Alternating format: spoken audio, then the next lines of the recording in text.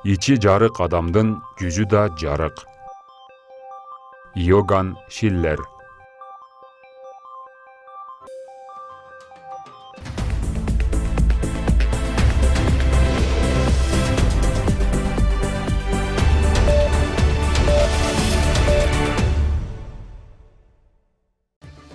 Кыргызстанда бир күн ичинде коронавирус 304 кишиден лабораториялык жол менен тастыкталды. Коронавируска каршы күрөшүү боюнча республикалык ыкчам штабтын маалыматына караганда бир күн аралыгында вирустан дагы 4 киши кайтыш болду. Каза болгондор Бишкек шаарында, Талас, Ысык Көл жана Ош облустарында катталды. Өлкөдө пандемия башталган март айынан бери коронавирустун курмандыктары 1491 кишиге жетти. Вирусту 41373 киши жугузуп алып, анын 33622си айыкты. Коронавирус Кыргызстанга да келип, өлкөнүн экономикасына, калктын социалдык жашоо турмушуна кедергисин тийгизди. Айрыкча медицина тармагында көйгөйлөр күчөп, дары-дармек, коргонуучу каражаттардан тартып, ооруканалардын жетишсиздиги жаралды. Күнүмдүк жашоосуна каражат таап, өмүр кечирип жаткан жарандарда тамак-аш, азык-түлүккө болгон муктаждык күчөдү. Бирок пандемия адамдардын ким экендигине, жашоо шартына карабай баарынын башын бириктирди. Alçı, birden al, birden ha. Al, daha kim var? Bu götür alasın mı? Götür. Ay, молодец altında. Rahmat. Daha kim var? Bak, bak kızım. Al. Amin.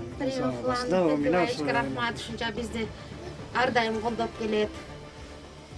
Лагерде жашаганыбыздан ушинтип берип турчу эле. Азыр мына ушундай заманда дагы рахмат. Үй бүлөсү менен тынч болсун. Сиздерге дагы рахмат. Элибиз журтубуз тынч болсун. Ишиңиздерге ийгилик.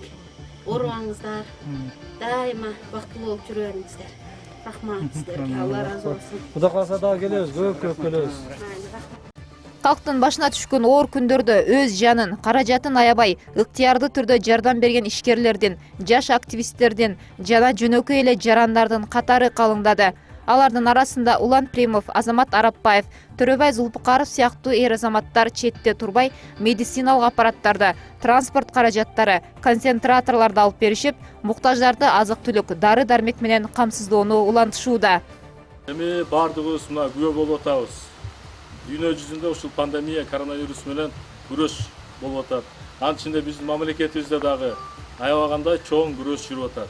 Биз дагы четте карап турбай, ушул биздин медиктерге болгон күч аракетибизди, болгон жардамыбызды алып келип астыңыздарга келип отурабыз. Учур менен пайдаланып, биздин медиктерге чоң ыраазычылыкты билдиребиз, күч-кубат каалап кетебиз. Кажыбас кайрат.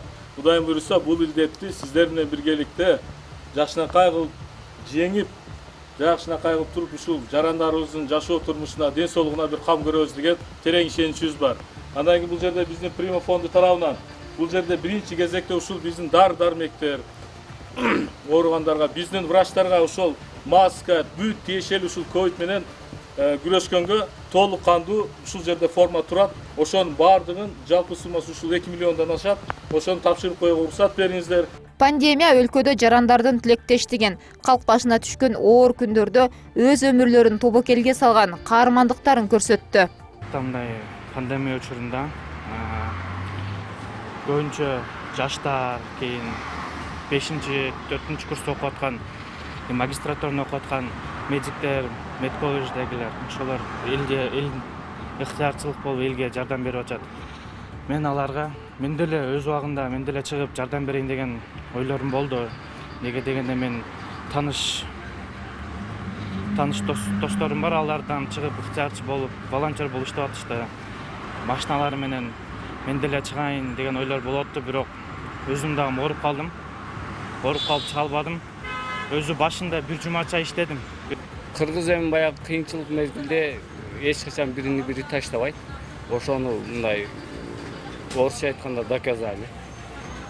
Жесир жана көчөдө калгандар деле өздөрү эле тамак жебей эле башкалар деле ойлоп жардам көрсөтүүнү чечкени аябай эле ушул сапат эң главный сапат деп эсептейм. Аларга чоң рахмат айтабыз. Бүт бардык жаштарыбыз айрыкса ушул элдерди колдоп, чөнтөгү тыйындарын берип, последний даже акчаларын дагы колдоп неме кылып, элдерди ушул илдеттен сактап калыш үчүн чоң кызматтарды кылып аткандарды соц тармактардан окуп, телевизорлордон көрүп жатабыз. Буларга ыраазычылык айтабыз. Эми азыркы заманда баарыбыз эле патриот эмеспиз да. Алардын патриоттук сезимдери ойгонду, ошентип элге жардам бергенге аракет кылышты.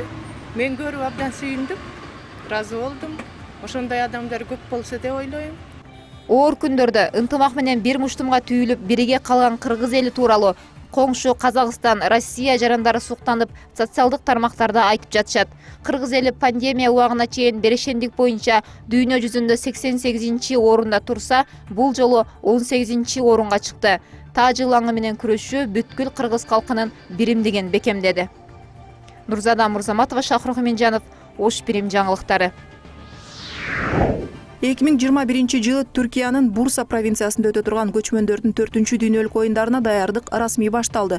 Бул тууралуу Тышкы иштер министрлиги билдирди. Маалыматка ылайык, Жаштар жана спорт дирекциясы менен Салттуу спорт федерациясы протоколго кол койду. Кыргыз Республикасы тарабынан калыптанган салттуу көрүнүштөр ошол боюнча калып, оюндар Изник көлүнүн боюнда өтмөкчү деп айтылат билдирүүдө. Көчмөндөр оюндары алгач 3 ирет 2014, 16 жана 18 жылдары Ысык көлдүн жээгинде өтүп, кийинки кезек Туркияга берилген.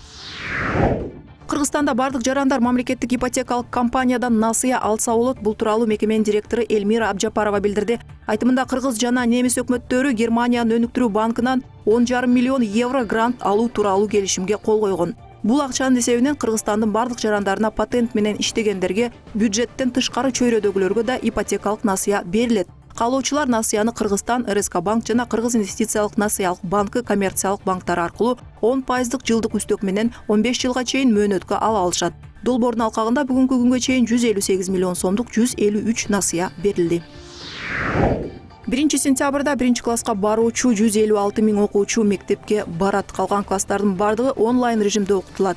Бул туурасында премьер-министр Кубатбек Боронов өкмөт жыйынында билдирди. Баланын социалдык адаптациясы, окуу көндүмдөрү, колдун моторикасы өзүнүн жаш курагында калыптанышы абдан маанилүү. Ошол эле учурда эпидемиологиялык кырдаалдын шарттары эске алынып, окуунун алгоритми толук жана так иштелип чыксын деп билдирди Кубатбек Боронов. Премьер-министр белгилегендей, жалпы аймактардагы эпидемиологиялык абал толук турукташа элек. Эпидемиялык абалдын курчуп кетишине жол ача турган учурлардын бардыгына бөгөт коюшубуз керек. Ал эми окуу процессин кийинки чейректерде жандандыруу маселеси өлкөдөгү эпидемиологиялык абалды эске алуу менен республикалык штабтын талкуусунан өтүүсү тийиш деп жыйынтыктады премьер-министр. Дүйшөмбү 10 август адистердин айтымында Кыргызстанда коронавирус инфекциясы боюнча кырдаал турукташа баштады. Муну өз ишин жөнгө салган ишканалар аралыктан иштөө форматынан чыгуу жана эң башкысы эки өлкө багыты боюнча болсо дагы эл аралык каттамдарды калыбына келтирүү менен тастыктоого болот. 20 марттан баштап ушул күнгө чейин биздин жарандарды башка өлкөлөрдөн алып келүү боюнча, бөлөк өлкөлөрдүн жарандарын бизден алып чыгуу боюнча 200дөн ашык чартерлик каттамдар аткарылды. Бул каттамдар биздин мамлекеттин авиакомпаниялары, авиатрафик жана тез жет тарабынан, башка мамлекеттердин авиакомпаниялары, бул негизинен Россиянын авиакомпаниялары, Турцияныкы, Кореяныкы, Ирандыкы жана башка өлкөлөрдүн авиакомпаниялары аркылуу аткарылып жатат. Биздин республикалык штабтын чечимине жараша, 72 чечимине жараша регулярдык аба каттамдарын жандандыруу боюнча чаралар көрүнүп атат. Мурда Кыргыз Республикасынын жарандыгын алган чет өлкөлүктөр үчүн жакшы жаңылык бар. Эми жума башында президент Сооронбай Жээнбеков кол койгон мыйзамга ылайык жеңилдиктер берилип, мекендеш статусу өлкөгө кирүү, иштөө жана башка көйгөйлөрдү чечет. Ошол эле учурда коронавирус пандемиясынан улам туризм тармагы токтоп турат. Бул айрыкча эс алуу мезгилинде иштеп жаткан Ысык көл районунун жашоочуларында байкалды. Бул сезон былтыркыдай эмес, эми слабыйраак ооруга байланыштуу границалардын баары жабык, казактар жок, орустар жок. Өзүбүздүн эле кыргызстандыктар эс алып атат азыр. Мурункудай эмес сезон. Погода да андай эмес. Аномальный жараны унуттук. Быйыл 20 градустан көтөрүлбөйт экен 5 август. Шейшемби 11 август өлкөнүн орто окуу жайларында билим берүү форматы жөнүндө белгилүү болду. Мектептерде билим берүү онлайн режиминде жүргүзүлөт деген чечим кабыл алынды. Жалпы билим берүү уюмдарында окутуу төмөнкү тартиптерде жүргүзүлмөкчү. Салттуу түрдө. Эпидемиологиялык кырдаал туруктуу, балдардын жана мугалимдердин ден соолугуна жана өмүрүнө коркунуч келтирбеген аймактарда, мындайча айтканда жашыл зоналарда, менчигинин түрүнө карабастан, тибинден карабастан 1 класстан 11 класстарга чейин окутуу салттуу түрдө өткөрүлмөкчү. Окуучулардын саны абдан аз болсо, кандайдыр бир мектепте нөмөт класстар ачылышы мүмкүн. Кийинки формасы салттуу дистанттык аралаш форматы. Окутуу 1-5, 9 жана 11 класстарда гана салттуу түрдө өткөрүлсө, анда класстардагы окуучулардын санына жараша топторго бөлүнүп, бир класс мисалы 2 топко бөлүнүп, ийкемдүү ар бир класс үчүн ийкемдүү жүгүртмө түзүлөт. Ош облусунда эпидемиологиялык кырдаалга байланыштуу болгон чектөөлөргө өзгөртүүлөр кирди. Алар тыюу салынган тамактануу жайларына жана сейилдөөчү аянттарга байланыштуу. Муну менен катар өлкөнүн түштүгүндө Кара Суу районунун Тогуз булак айылынын 8 тургуну күйдүргү илдетине шектелип, Ош облусунун ооруканасына жаткырылды. Айыл чектөөгө алынып, карантин киргизилди. Шаршемби 12 август дүйнө жүзүндө эле Кыргызстанда да COVID-19 менен күрөш улантылууда. Вирустун жүрүшү тууралуу ар кандай изилдөөлөр жүргүзүлүүдө. Ошол эле учурда кыргызстандык адистер инфекция боюнча изилдөөлөрдү жүргүзүп жатышат. Бул адамдагы илдетти жана вируска каршы иммунитетти аныктоо үчүн тапшырылган анализдер. Мамлекеттик санитардык эпидемиологиялык көзөмөл бөлүмүндө билдиргендей, вирус адамга жуккандан кийин иммундук система антителолорду чыгара баштайт. Бул ооруну жугузуп алгандан кийин 5-күндөн баштап клиникалык симптомдору пайда болгондон кийин же болбосо 1-2 жуманын ичинде пайда боло баштайт. Дагы мунун деңгээли 2 айга чейин организмде кармалып тура алат. Ал эми 2 айдан кийин организмде, адамдын организмде иммуноглобулин G пайда боло баштайт. Бул иммуноглобулин G ушу пайда болгондон баштап анын деңгээли жай көтөрүлөт, дагы бир топ убакытка чейин адамдын организминде кала берет. Ал арада Кыргызстан кышкы мезгилге даярдыктарын көрө баштады. Жооптуу компания күз-кыш мезгилинде электр жарыгын өчүрбөө үчүн бардык керектүү иштер жүргүзүлүп жатканын билдирди. Суу сактагычтын көлөмү 14 миллиард 411 миллион кубометрди түзөт. Сактагычка суунун агып кириши 739 куб метр, чыгышы 345.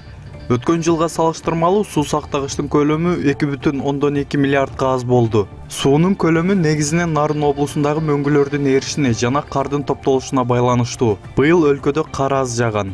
Кыш мезгилинде электр жарыгы өчүп калбашы үчүн бардык иштер жүргүзүлүп жатат. Биз жарым жылда капиталдык ремонттон өткөрүп бердик. Мындан тышкары Казакстандан электр энергиясын импорттоо маселеси иштелип чыгууда жана бул маселе чечилүү баскычында турат.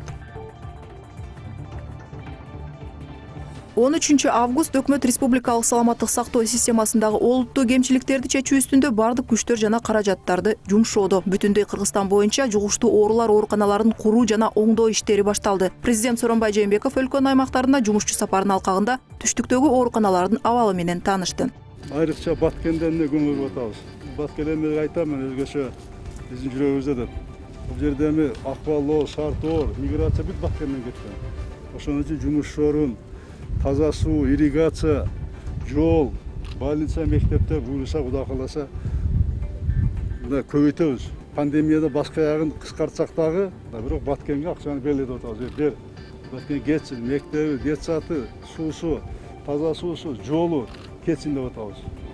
Жума 14 август апта ичинде коронавирус инфекциясынын саны бир калыпта. Бишкекте өлүмдөрдүн саны жокко эсе. Ооруканаларга кайрылган элдин саны азайганына байланыштуу обсервациялар убактылуу жабылууда. Ганси базасында ачылган Семетей госпиталынын акыркы бейтабы чыгарылып, ал жерде жабылды. Назика Тамбекова, Бектур Калыков, Ош Перим жаңылыктары.